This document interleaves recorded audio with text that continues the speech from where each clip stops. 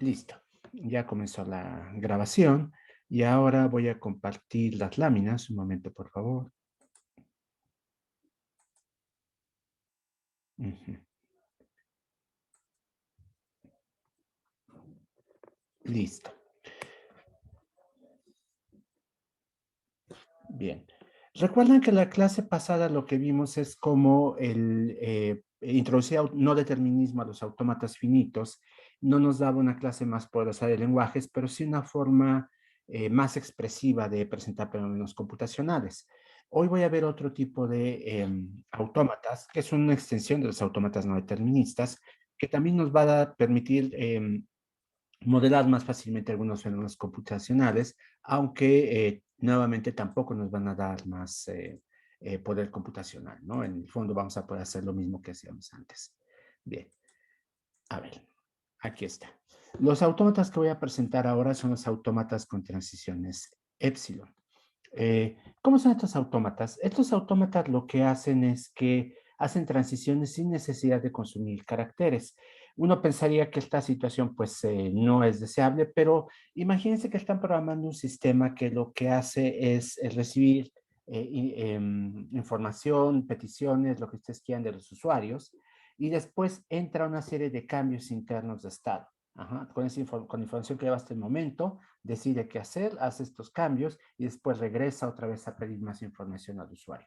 Es precisamente la situación que tenemos aquí, sin necesidad de que haya alimentación adicional del sistema, el sistema puede incurrir en cambios de estado.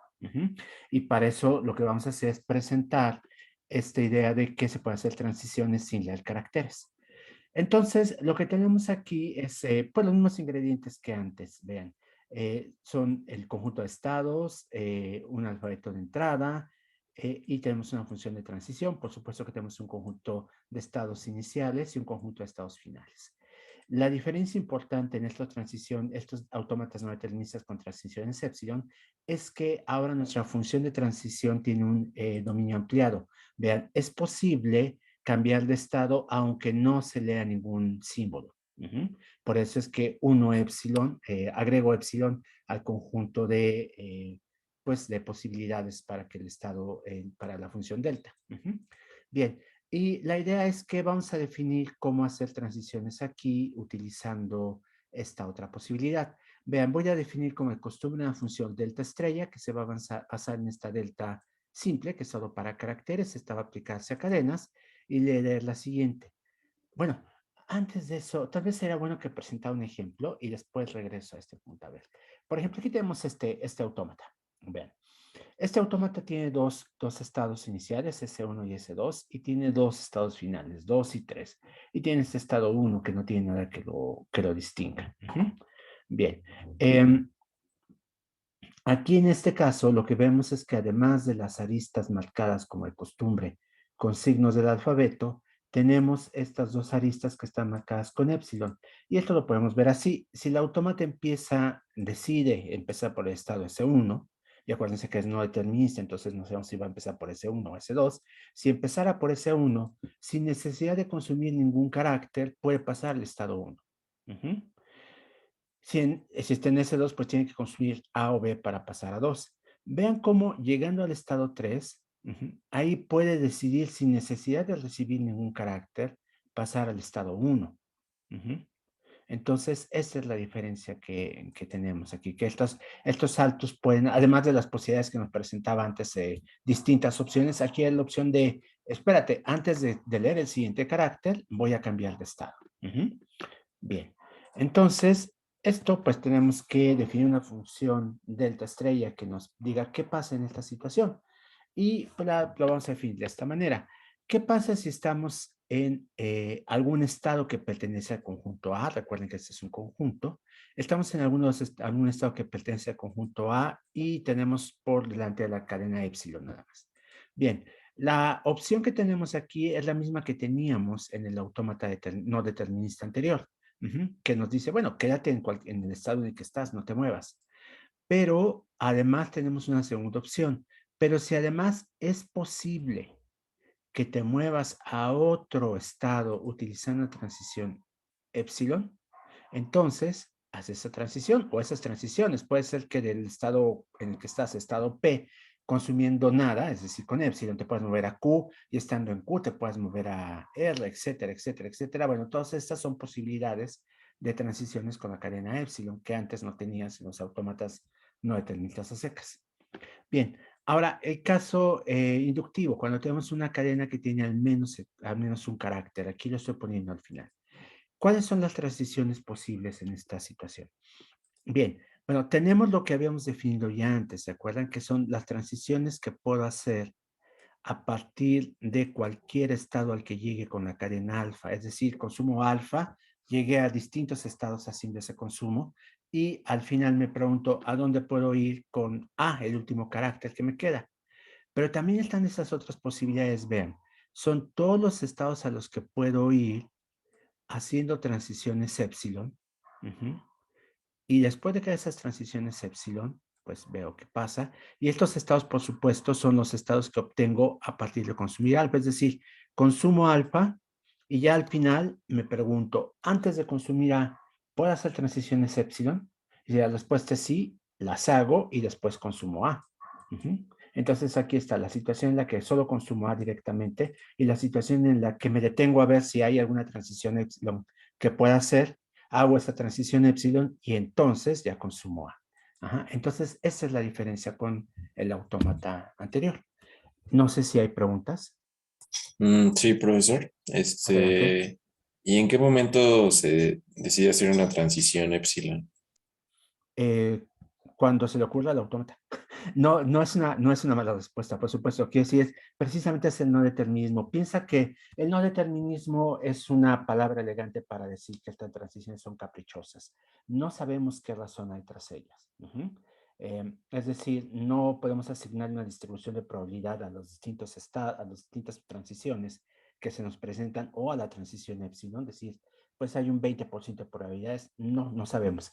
Puede ser que nunca ocurran o puede ser que siempre se presenten. Entonces, una forma en lenguaje cotidiano de decirlo son caprichosas, puede ocurrir o no pueden ocurrir. Entonces, nuevamente tenemos que considerar todas estas posibilidades para decir a dónde vamos a llegar. Pero sí, esa es la situación. No sé si eso contesta a tu pregunta. Ok, sí. Y por ejemplo, bueno, no sé si podría dar algún ejemplo así en concreto o A no ver. existe, ¿no? No, sí, claro. A ver, ¿qué les parece si con este autómata que tengo aquí, en el blog presento alguna opción? Sí, entonces déjenme dejar de compartir. Voy a compartir a toda la ventana. Y si quieren, vemos una cadena con este blog, ¿no? Con este autómata. A ver, ahí está. A ver, nada más déjenme ver. Hay alguien que quiere entrar, ya lo admití. Bien, voy a hacer a un lado esto para que no nos estorbe. Y ahora sí. Bien, aquí tenemos este autómata y vamos a ver qué podemos hacer con él. A ver, tomemos una cadena arbitraria. La cadena A, ABA. Nada más 3 caracteres porque con las transiciones epsilon esto puede darnos muchas opciones. Aquí lo que vamos a tener es un árbol de ejecuciones, más bien un bosque de ejecuciones. Voy a tener varios árboles porque tengo 2 estados iniciales. Entonces, ¿qué pasa si empiezo en el estado 1? Primero voy a ver ese caso. En el estado 1, lo que hago es pasar directamente, sin leer ningún carácter, en el estado S1. Paso al estado 1. Se dan cuenta porque tengo esa transición epsilon. De hecho, no tengo otra opción. Y ya están en epsilon, se dan cuenta que, en 1, se dan cuenta que no, que la única opción para salir de 1 es una B. Y aquí no hay una B. Entonces, esto pues llegó hasta ese punto. Ajá. Bien, entonces el estado 1 con esta cadena en particular no me da nada a partir del estado S1. Bien, ahora tomo el estado S2 y me preguntaron, no puedo ir con esta cadena. Vean que aquí no hay todavía transiciones epsilon. Entonces, con esta, la única transición posible es a 2 y en 2 leo una B. Y tengo aquí 2 opciones en 2. Vean, una es irme al estado 1. Con la B, y entonces me tocaría la A o quedarme en 2. En 2 tengo las siguientes, perdón, ya que estoy ahí en estos dos, pues me pregunto qué se puede hacer. Vean que en uno, lo que puedo hacer es que me queda la A y no tengo nada que hacer en uno, ¿no? Se dan cuenta, no hay ninguna cadena, ninguna arista marcada con A que salga de uno. Entonces, hasta ahí llegué. En dos, con una A tengo dos opciones. Me puedo ir otra vez a 1 o me puedo ir a 3. Y en 3 ustedes dicen, en 1 pues ya sabemos que ahí me voy a quedar. Es un punto muerto. Vamos a ponerle aquí esto porque ya consumí todos los caracteres. Entonces también va a ser un rechazo, por supuesto, pero es porque llegué al final de la cadena. Pero en 3 me podría quedar ahí y aceptar. Pero la otra es hacer una transición epsilon. Entonces vamos a ponerlo aquí con 3 y sigo aceptando por el momento. Pero también podría regresarme a 1 y entonces rechazo. En este 3, pues por supuesto que tengo la opción de quedarme en 3 o en irme a 1 y rechazar. Y aquí me lo voy a seguir preguntando cuántas veces haya que preguntármelo, porque siempre me sale un 3 y siempre puedo estar brincando de 3 a 1, ¿se dan cuenta? Y rechazar. Pero hay al menos una opción aquí, aquí y aquí, estas opciones, si yo me decía quedarme ahí y ya no hacer transiciones epsilon, en la que aceptaría esta cadena. No sé si este ejemplo aclara sus dudas. Sí, sí, sí, gracias. Perfecto, bien. Entonces, vamos a ver, voy a regresar a ¿cómo se llama? A las láminas nada más. Nada más permítanme un momento porque, como de costumbre, ya se atoró esto. Ahí está. Bien, ahora es muy inestable Zoom en Linux, por cierto. No, tengo problemas que no tenía con Meet cuando lo usaba. No, como va dentro del navegador y los navegadores Chrome y Firefox, creo que en general son bastante confiables. No solía tener problemas, pero Zoom es una aplicación independiente en Linux, no está integrada a un navegador y deja mucho que desear. Deja mucho que desear. Por primera vez reconozco que hay algo que funciona mejor en Windows y eso es Zoom. Eh, Espero que lo mejoren pronto.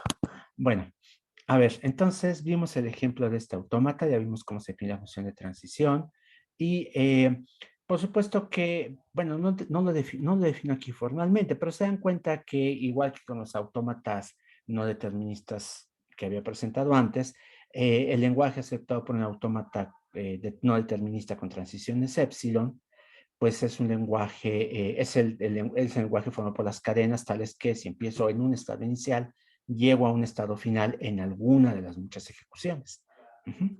Bien. Y la cuestión es que ustedes podrán decir, ¿y no estás aceptando una clase más amplia de lenguajes? Y mi respuesta es no, sigo en el terreno de lo regular.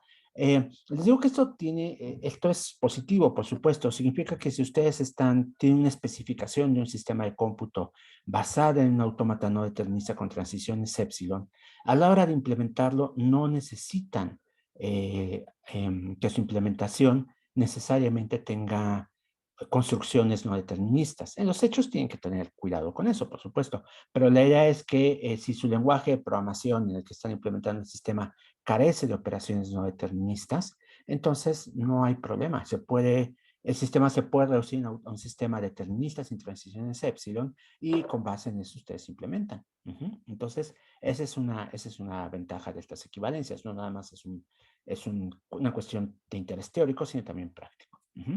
Entonces, lo que voy a hacer aquí es demostrar la equivalencia entre los autómatas no deterministas con transiciones epsilon y los no deterministas a secas.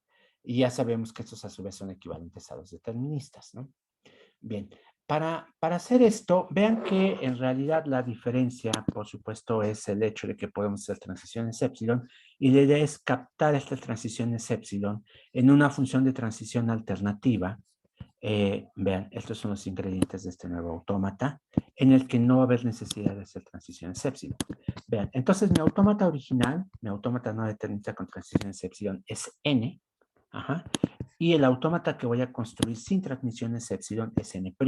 Ujú. Los ingredientes pues son muy similares, mismos estados y mismo alfabeto, eso era de esperarse. La función de transición va a cambiar, los estados iniciales no, pero los estados finales sí van a cambiar. Entonces empiezo con la parte fácil, que son los estados finales. Resulta que ahora los estados finales van a ser todos los estados tales que haciendo transiciones epsilon a partir de ellos, llego a un estado final original. Eso va a ser. Esto el concepto no lo he aclarado. Esto es importante que lo aclare antes. Vean. Para hacer la definición me voy a basar en una nueva función de transición a la que voy a llamarle delta sub epsilon. Se dan cuenta que tiene un epsilon acá abajo y está definida acá arriba. Vean, delta sub epsilon, que obviamente lo que va a hacer es simular lo que habría pasado con la transición, con la función delta original que permite transiciones epsilon, pero aquí no va a haber transiciones epsilon. Se define así. Vean, nuevamente, como en otros casos, hago una definición inductiva, el caso para 0, el caso n+1, basado en el caso enésimo, y el caso final, pues lo que hace es recopilar todas las bases previas, ¿no? El caso 0 me dice, mira, delta 0 epsilon de Q es Q, es decir, no haces ninguna transición. Delta epsilon de Q en su fase n+1 consiste en lo siguiente. Vean a qué estados pueden llegar en la fase enésima a partir de Q. La idea es que vamos a ver a dónde puedo saltar haciendo transiciones epsilon a partir de Q. Y ya que vieron a dónde llegan, nuevamente vuelven a considerar qué transiciones son posibles a partir de ese estado a que llegaron con epsilon. Es decir, la fase 0 me dice, estás en Q. La fase 1 me dice, ¿a qué estados puedes llegar haciendo una transición epsilon? La fase 2 me dice, ¿a qué estados puedes llegar haciendo dos transiciones epsilon? La fase 3 me dice, ¿a qué estados puedes llegar haciendo tres transiciones epsilon? Y pues la fase n+1 me dice, ¿a qué estados puedes llegar haciendo n+1 transiciones epsilon? Y eso significa que ya que hiciste las n transiciones epsilon, haz una más. Y finalmente, delta estrella epsilon es a todos estados a los que puedo llegar haciendo transiciones epsilon, no importa cuántos pasos me lleve. No se dejen engañar en este caso pensando en que este es un proceso infinito que nunca termina. En realidad, la definición abstracta es así porque es muy similar a la definición que tendremos por una relación, por ejemplo, cuando calculamos la cerrada reflexiva y transitiva de una relación, que si el dominio es infinito, probablemente necesitemos un número infinito de transiciones. No necesariamente, pero tenemos que estar abiertos a esa posibilidad. Como este es un autómata finito, el número de estados es finito y en realidad lo que haríamos es lo que estamos haciendo es lo siguiente. Piensen en términos de gráficas porque sé que la mayoría de ustedes ya estudió gráficas. Lo que estamos haciendo es calcular la cerradura transitiva y reflexiva de la subgráfica que solo contiene las etiquetas, las aristas marcadas con epsilon. Eso es lo que hacemos. Entonces, pues ese es si hay n estados, esto es del orden de n cúbica. Eso es lo que estamos haciendo aquí. Entonces, no hay que seguir un número infinito de pasos. Simplemente la definición tiene que contemplar lo que hay que hacer para cualquier número arbitrario de nodos, de estados en este caso. Bien, bueno, ya que calculamos entonces esta delta sub epsilon, y es particularmente delta estrella sub epsilon, lo que hacemos es definir la delta prima para el autómata no determinista ya sin transiciones epsilon. Y vean, lo definimos de esta manera. Si yo estoy parado en un estado, vean, es la delta sin la estrella, eso significa que solo pienso en saltos de estado de un estado con un carácter a otro estado. Entonces, lo que hago es lo siguiente. Primero, me pregunto a qué estados puedo llegar a partir de ese estado leyendo un solo carácter.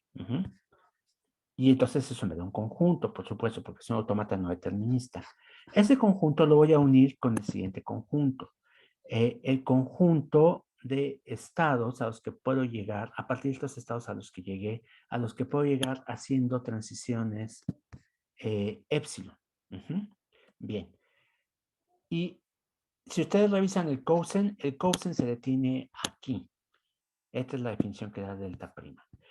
Yo agregué estos dos elementos por sugerencia de compañeros suyos de hace 2 semestres de mi curso de posgrado, que me hicieron ver que no se abarca todas las opciones. Y para ver por qué hacen falta estas dos opciones más, déjenme presentarles una ilustración que hice a partir del señalamiento que me hicieron ellos. No sé si está preparada una nueva edición del Coursera o no, pero si algún día aparece, pues espero que se complemente esta definición porque es incompleta, faltan algunas cosas. Vean, yo estoy parado, me regreso aquí y vean, estoy parado en Q y voy a leer A. ¿A dónde puedo ir? Bueno, pues lo primero que tenemos que hacer es ver las transiciones que puedo hacer a partir de Q con A. Y aquí me encuentro con este estado Z. Bien, entonces ahí puedo ir desde Q con A. Después tengo que considerar a los estados a los que puedo llegar a partir de los estados a los que llegué transitando con A. Las transiciones epsilon que puedo hacer de aquí. Y aquí en este caso vean que de Z puedo ir vía epsilon a X. Entonces X también tiene que estar en este estado. Y eso es lo que señala el Coase en todas las transiciones posibles. Pero también tengo que considerar estas opciones. Vean, y eso es algo que no estaba en esa definición. A partir de Q puedo hacer primero una transición epsilon. Llego a R. Y ya en R puedo hacer la transición leyendo A. Y ya estando aquí en A, puedo hacer una transición epsilon adicional a partir de aquí. Entonces, esto puede continuar muchas veces, por supuesto, porque puedo decidir transitar, consumir carácter o no consumirlo y volver a transitar las veces que sea necesario. Esa es la idea. Y hasta que consuma el carácter, nuevamente me puedo plantear a dónde puedo ir con epsilon. Entonces, primero es consume el carácter y después ve a dónde llegas con epsilon. Y después es muévete con epsilon, consume el carácter y además después ves a dónde puedes llegar con epsilon. Son todas estas opciones. Entonces son todas estas construcciones que tengo aquí. X corresponde a esta unión, P corresponde a esta otra unión, vean, y U corresponde a esta otra unión. Y entonces tomo todos estos elementos y me sale este monstruo, esta unión de uniones de conjuntos, pero para que se entienda cuál es la idea que está ahí, pues está este esquema que ilustra dónde viven algunos estados que pertenecen a estos conjuntos, ¿no? Bien, y finalmente los estados finales, como se había dicho, eran todos los estados a los que puedo llegar, a los que eran finales antes, y que además todos los estados a los que puedo llegar a partir de transiciones epsilon, donde ya me detuve, y que además son finales, ¿no? Es decir, llego al estado en el autómata que tengo acá. Supónganse que esta flecha que voy a señalar aquí, la transición que va de 3 a 1, fuera en dirección opuesta, fuera de 1 a 3. Que la transición epsilon fuera en esa dirección. Eso quiere decir que cuando yo convierto este autómata con transiciones epsilon a un autómata sin transiciones epsilon, uno se va a tener que convertir en estado final también. ¿Por qué? Porque vean que cuando yo, en ese caso, si yo llegara a 1 y puedo ir con la flecha inversa, o sea, no con el autómata que tengo aquí, sino con un autómata que tuviera la flecha en dirección opuesta, puedo ir a 3 y entonces podría aceptar llegando a 1. Entonces tendría que convertir a 1 también en estado final. Esa es la idea que tenemos acá. Bueno, aquí afirmo claramente que los estados aceptados por este autómata son los mismos que los estados aceptados por el otro. Vean cómo es cierto. ¿Por qué razón? Porque lo que estamos haciendo es, simular, agregando nuevas transiciones que antes no estaban. Básicamente, si antes ponen de 1 a 2 vía un carácter, de 2 a 3 vía una transición epsilon, lo que estamos haciendo es agregar una lista que va de 1 a 3 directamente con el carácter. Eso es lo que estamos haciendo aquí, en esta fase, en toda esta fase. Entonces, por lo tanto, pues repetimos lo que pasaba antes, y si antes yo llegaba a un estado final, ahora puedo llegar a un estado final. Y por otro lado, si antes no podía llegar a un estado final, vean cómo aquí no puedo llegar a un estado final tampoco, porque tendría que haber, para llegar a un estado final aquí, tendría que hacer una transición que consume carácter originalmente, o una transición que absorbió a una transición epsilon anterior. Bien, entonces aceptan el mismo lenguaje. ¿Preguntas? Profesor, ¿cómo se lee la última parte de la unión? Es esta de aquí, esta cosa Sí, horrible. sí, sí. ¿Me podría Ajá, repetir, mira, por favor? claro, mira, serían todos los estados P que pertenecen a la unión de los estados que resultan, ajá, de transitar a partir de R a A, y R viene de los estados a los que puedo transitar vía epsilon a partir de Q. Digo, esa es una lectura posible, puedes leerlo en un orden ligeramente distinto, pero la idea es que P es el índice de este de acá. El índice es esta P. Ajá. Y después aquí tienes una unión cuyo índice es R, y es esta R que aparece aquí. Entonces es la unión de todas las transiciones epsilon a partir de P, donde P vive en la unión de todas las de todas las transiciones epsilon a partir de Q, donde R vive ahí, ajá, tales que tú puedes transitar de R a. Ajá, esa es otra lectura distinta, pero bueno, esa es la idea. ¿Te das cuenta? Tenemos dos uniones grandes. La primera unión tiene como índice a P y la segunda unión tiene como índice a R. Yo creo que esto lo han de haber visto en álgebra superior, pero estoy seguro que a menos que hayan tenido un profesor o profesora muy perverso, no les presentaron nunca este tipo de uniones anidadas. Pero esa es la idea. Una unión indizada o indexada tiene un índice, que es este, y el índice pertenece a un conjunto. En este caso, P pertenece a este conjunto que a su vez es una unión, y esa unión está indizada a su vez por R. Entonces, no sé si quedó un poco más claro o sigue siendo confuso. Si sigue siendo confuso, no te culpo, la verdad es que es bastante confuso. Yo te diría que tal vez el esquema lo haría más claro. Déjenme cambiar. Sí, sí, eh, viendo el esquema ya lo leyó, sí ya queda claro. ¿Ya, ya queda claro? Ajá. Ah, bien, bueno, perfecto. Entonces iba a poner el esquema al lado. ¿Quieren que lo ponga? Y entonces a lo mejor podemos comparar esto de una manera más fácil. Déjenme nada más ver No, que sí, lo... sí, está bien. Ajá, voy a poner toda la pantalla. Un momento, por favor. Ahora lo que hago es crear una copia del archivo. Este navegador sí es muy superior a la versión, al Adobe Acrobat, por cierto, porque me permite crear fácilmente copias de los archivos. Están viendo dos copias de las láminas, ¿no? Bien, Sí, bueno, bien. Entonces vean cómo aquí lo que tenemos es que Z es esto. X vive aquí.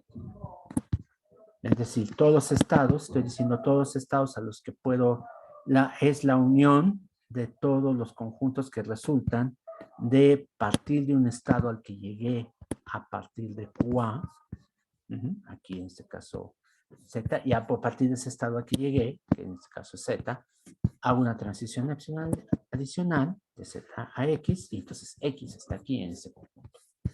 P está en este otro, que me dice, mira, ahora piensa en lo siguiente. Primero hacer las transiciones epsilon.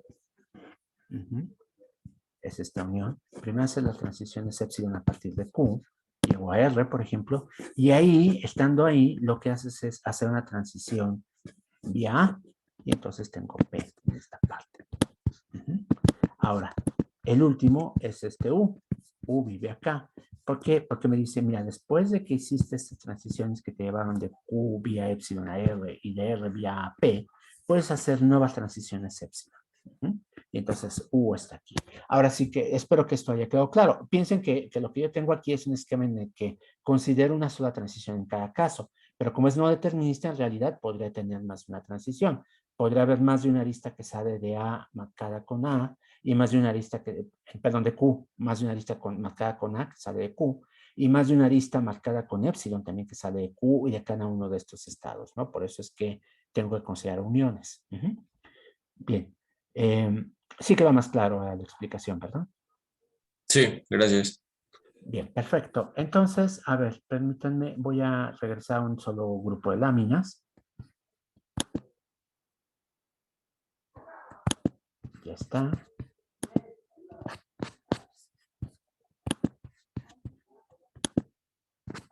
Bien.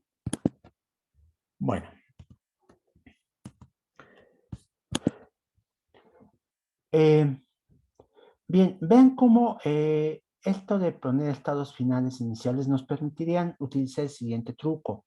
Voy a usar este truco más adelante para algunas cosas y además voy a hacer otras transformaciones posteriores a un autómata que no cambien el tipo de estados que aceptan. La idea es la siguiente. Vean, tenemos estados, autómatas con más de un estado inicial. Si yo quisiera tener un solo estado inicial por alguna razón particular, como la que voy a ver en las siguientes láminas, lo que puedo hacer es introducir crear un nuevo autómata que tiene un solo estado final y que este estado final tiene transiciones epsilon a cada uno de los estados iniciales del autómata original. Que ya no son iniciales, por supuesto, ahora son estados X, ¿no? Entonces, de esa manera me quedo con un autómata que tiene un solo estado inicial. Y para estados finales puedo hacer lo mismo. Puedo hacer lo siguiente, puedo quitarles la categoría de finales y hacer transiciones a un solo estado final, a un estado único final, transiciones epsilon. Y de esa manera mi autómata va a quedar con un solo estado inicial y todo estado final. Y más adelante voy a utilizar esto para algunas demostraciones para hacerlas más sencillas. Bien. Bueno, voy a hacer otra transformación más, por cierto. Lo que voy a hacer es completar autómatas. Esto debí haberlo presentado en una lámina. Y sería bueno que lo presentara de una vez antes de pasar al otro tema. Permítanme un momento. Voy a compartir ahora toda la pantalla.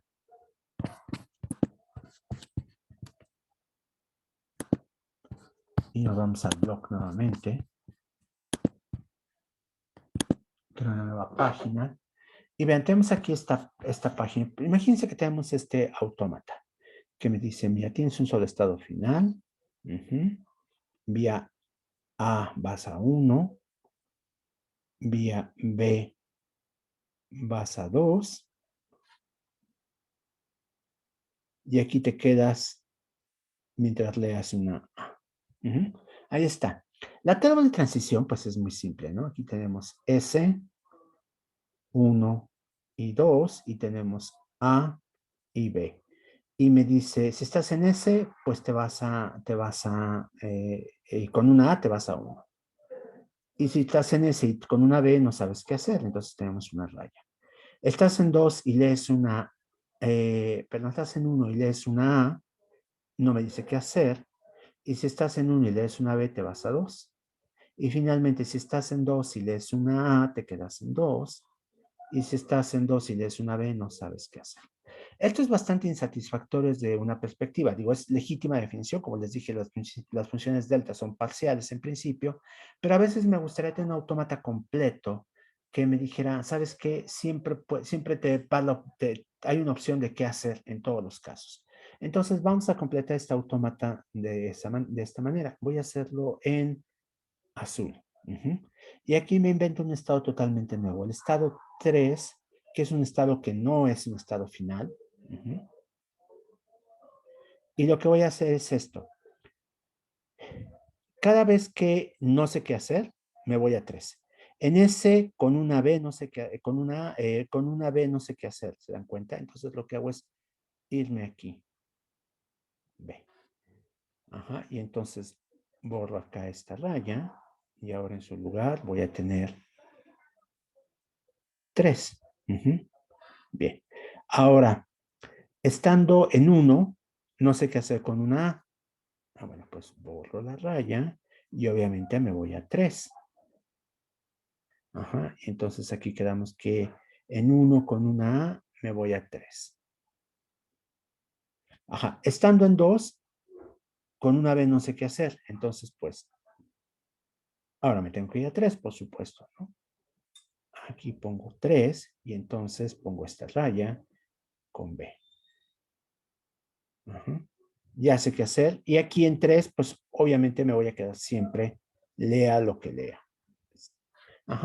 Entonces, esta construcción se dan cuenta que me aumentó un estado nada más, me aumentó varias aristas, para todos los casos en los que tenía huecos en la tabla, ahora voy aquí, entonces no es un aumento muy grande, pero el lenguaje que acepta es exactamente el mismo, porque si antes yo me encontraba con una situación en la que no sabía qué hacer, ahora sé que tengo que irme a este estado, que es algo así como la Siberia de los estados, en la que me voy a quedar exiliado eternamente. Bueno, Siberia no era así, siempre era un lugar muy poroso. Los zares tenían la costumbre de mandar a los presos políticos allá y siempre se escapaban 2 meses después y terminaban en algún lugar de Europa Occidental, ¿no?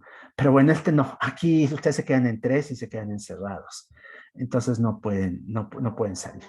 Eh, Supongo que estas metáforas que retoman la historia rusa son bastante preocupantes en estos momentos. Y bueno, no es casual que se estén ocurriendo, ¿no? No es una situación agradable la que se está viendo en aquella parte del mundo. Bueno, en fin, regresando a los autómatas. Vean, acepto el mismo lenguaje a menos que me manden incluso si me mandan a tres, no estoy aceptando cadenas que no aceptara antes, ni dejo de aceptar cadenas que aceptar antes. Entonces voy a completar autómatas también para las demostraciones que voy a hacer a continuación. Ajá, permítanme un momento, ¿alguien quiere entrar? Bien, ahora sí, déjenme regresar todas las láminas.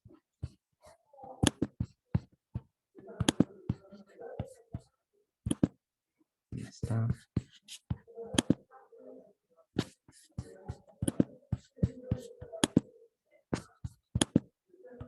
¿Cuál estoy compartiendo? El que tiene el dibujo del autómata, ¿verdad? Sí. Ajá. Bien. Ahora les decía que, ajá, ahora sí. Ya empiezo con esta parte. Déjenme cerrar la otra ventana para que no me distraiga. Bien. ¿Qué tenemos aquí? Lo que tenemos es lo siguiente. Acuérdense que los autómatas son, pues, perdón, los lenguajes regulares son conjuntos. Entonces le podemos aplicar operaciones de conjuntos y también son conjuntos de cadenas y le podemos aplicar operaciones que definimos antes. En particular, ¿se acuerdan que definí la concatenación de dos lenguajes y definí la estrella de Klein de un lenguaje? Entonces, ¿qué pasa si ustedes tienen dos lenguajes que son regulares? ¿La unión de esos lenguajes va a ser regular también?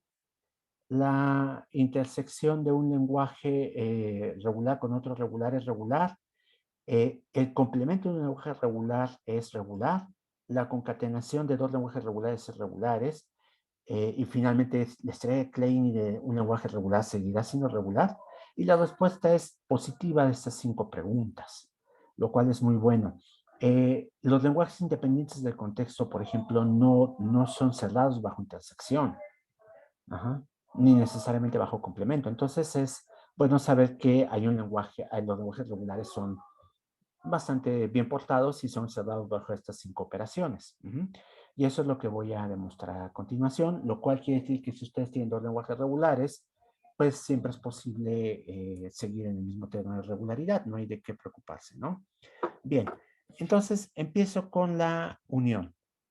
La unión me diría lo siguiente, mira, tienes dos lenguajes regulares, digamos L1 y L2. Como son regulares, la definición con la que he estado trabajando hasta el momento es la de que existe un autómata determinista que los acepta. Ajá.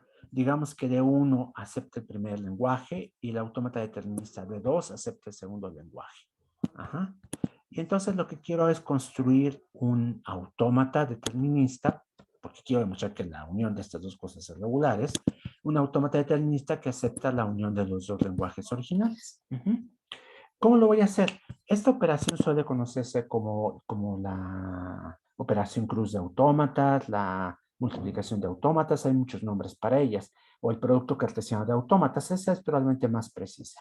Ajá. Y en particular, ¿por qué se llama producto cartesiano? Pues porque lo que hacemos es construir un autómata formado por el producto cartesiano de los estados de los dos autómatas originales. Lo que estoy subrayando ahora en anaranjado. Entonces, ya tengo esta construcción y lo que voy a hacer es tomar como estado inicial, como son no deterministas que cada uno tiene un solo estado inicial, y tomo como estado inicial en esta ocasión el par formado por el estado inicial del primer autómata en la primera coordenada y en la segunda coordenada el estado inicial del segundo autómata. Entonces, eso es lo que tengo aquí como estado inicial. Y los estados finales son todos los estados que tienen, ya sea en la primera coordenada o en la segunda coordenada, un estado inicial. Aunque el otro no sea inicial. Entonces, con que en una coordenada sea un inicial, entonces este debe ser el caso. Y la función de transición, pues es muy simple, vean. Yo lo que hago para definir delta es esto.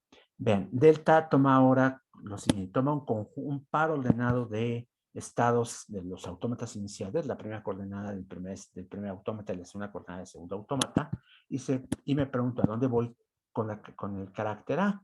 Y la respuesta es muy simple. Vas en la primera coordenada a donde te habría llevado el estado que corresponde al primer autómata con A, y en la segunda coordenada pues te habría llevado la función delta 2 con con la segunda coordenada de tu estado, que corresponde al segundo autómata, un estado del segundo autómata. Ajá. Entonces, cada uno me manda a estados del autómata 1 en la primera coordenada y del autómata 2 en la segunda coordenada, y entonces sigo en el mismo terreno, ¿no? En el producto cartesiano de estados. Ajá. Y pues si estaban definidas, siguen estando definidas, si no estaban definidas, pondrían definición, igual que antes, ¿no? Pero el punto es que con este autómata es muy sencillo demostrar por inducción que si este autómata acepta algo es porque alguno de los dos autómatas habría aceptado. ¿Por qué? Porque es muy sencillo, vean, no vale la pena usarlo para demostrarlo.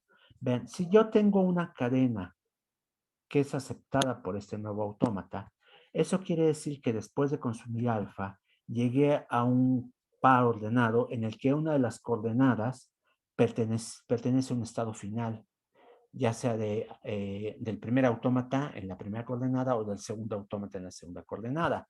Si es en la primera coordenada que tengo un estado final, pues habría sido aceptada por el primer autómata. Si es en la segunda coordenada donde tengo un estado final, pues habría sido aceptado por el segundo autómata. Entonces el sí es por eso. El inverso, pues es lo mismo. Si hubiera sido aceptada por el primer autómata o por el segundo autómata, sé que al hacer esta simulación de lo que habría pasado con los autómatas originales, pues llego al mismo resultado. Llego a un par en el que una de las coordenadas es estado final. Entonces ya está. Yo dije que aquí que es por inducción, pero así que en automático creo que Cousin lo presenta así, pero estoy pensando que a lo mejor ni siquiera hay que hacer inducción en nada, que esto es bastante más simple, es a partir de la pura definición de aceptación. Entonces, voy a tomar nota de esto para ver si modifico en las siguientes láminas. Cada semestre aparece alguna afirmación como esta que me parece que es demasiado fuerte, perdón, no demasiado débil. Ajá, entonces permítanme poner aquí. Lámina 40 no es por inducción. Ahí está. Bien, ¿preguntas? Profesor, ¿podría dar un ejemplo de esto así como con un autómata así sencillo? ¿Cómo lo uniría? Sí, me parece bien. Si quieren, entonces doy el ejemplo y la próxima clase demuestro eh, ¿cómo se llama? Demuestro el caso de la intersección, que es muy similar. Pero mejor concluimos con ejemplos, es buena idea. Bien, a ver, vamos a ver. Pongo un ejemplo entonces aquí. Y piensen en este autómata. Este autómata es...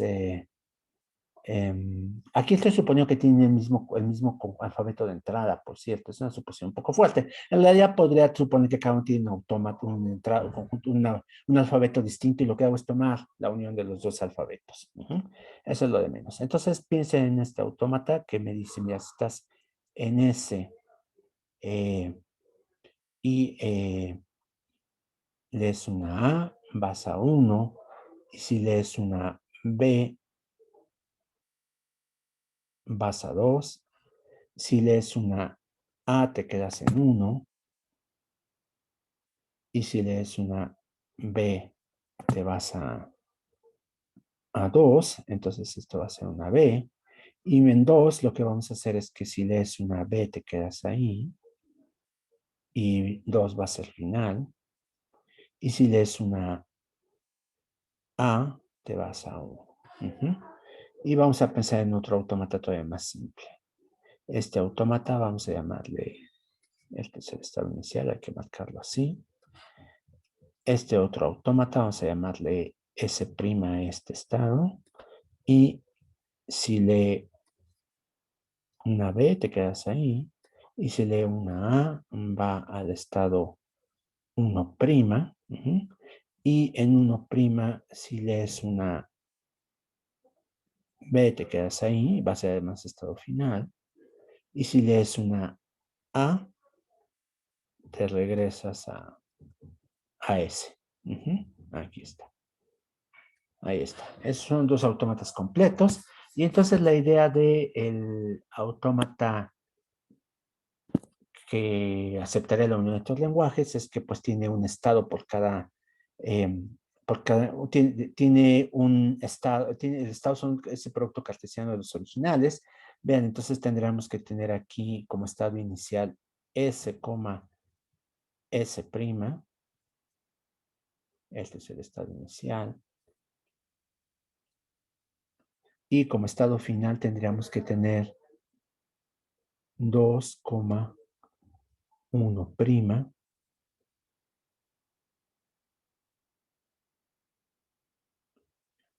Y entonces me pregunto, a ver, a partir de ese S', ¿a dónde voy si leo una A? Vean, tendría que en S, una A me llevaba, ahí está, una A me llevaba a 1, y entonces, pues la A me tendría que llevar al par formado por 1, ¿a dónde me llevaría S'? Con una A me lleva a 1'. Ahí está. Bien, este entonces me lleva aquí. Ahora, ahí está, con una B. S me llevaba con una B a 2, entonces tiene que ser al par formado por 2. Y en S' me lleva con una B a S'. Ahí me quedo. Entonces, S'. Entonces, vía una B, llego aquí. Este es otro estado. Y así voy completando todos los pares, por supuesto. Y lo que estoy haciendo simplemente es sumarlas. Pues de alguna manera mezclar las gráficas utilizando esta idea. Digo, puedo continuar y hacerlo completo, pero creo que se alcanza a ver cómo se desarrolla el resto del autómata, ¿no? La cuestión es que dibujarlo en realidad puede ser innecesario. Si ustedes ya tienen una implementación por tablas del primero, lo único que tienen que hacer es un programa, pensando que están implementando computacionalmente, que consulte las dos tablas para saber a dónde va en la tabla del producto cartesiano. No tienen que hacer el dibujo, por supuesto. Y eso es más fácil porque simplemente reciclan las tablas ya existentes. No tienen que hacer un nuevo dibujo que sí tenemos que hacer cuando hacemos la representación gráfica. No sé si esos ejemplos son suficientes para ilustrar cómo funciona. Sí, profesor, gracias. Bien, perfecto. Bueno, y entonces si quieren, a ver, creo que alguien quiere comentar algo.